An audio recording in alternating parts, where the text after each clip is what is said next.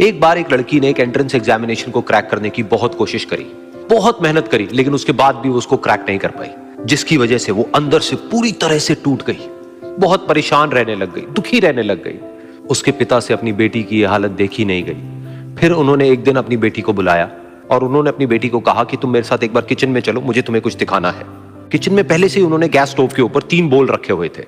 फिर उन्होंने उन तीनों बोल्स के अंदर पानी भरा, एक के अंदर कुछ आलू डाले, एक के अंदर कुछ अंडे और एक के अंदर कॉफी बीन्स, और उसको उबलने के लिए छोड़ दिया। उसके बाद में 5 मिनट हो गए, 10 मिनट हो गए, 20 मिनट हो गए, और वो वहां पर खड़े रहे अपनी बेटी के साथ में और उसको देखते रहे।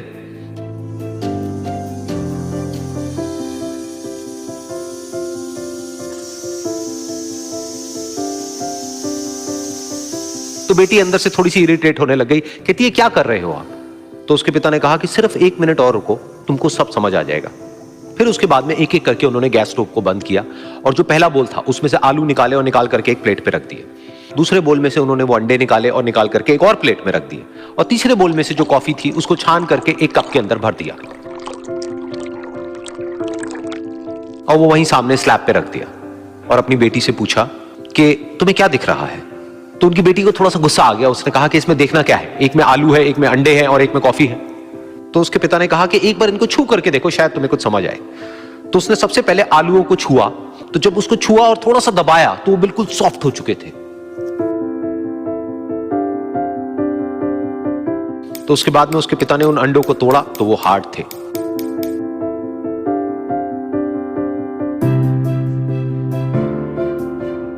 और फिर उसके पिता ने वो कॉफी वाला कप उठाया और अपनी बेटी को कहा कि एक बार इसको सूंघ करके देखो। तो जब उनकी बेटी ने उस कॉफी को सूंघा तो उसके चेहरे पर एक स्माइल आ गई। फिर उसके पिता ने अपनी बेटी को कहा कि तुमने ध्यान से देखा कि क्या हुआ यहां पर? ये तीनों ही बिल्कुल एक ही सिचुएशन में गए, लेकिन तीनों ने अलग अलग तरीके से रिस्पॉन्ड किया।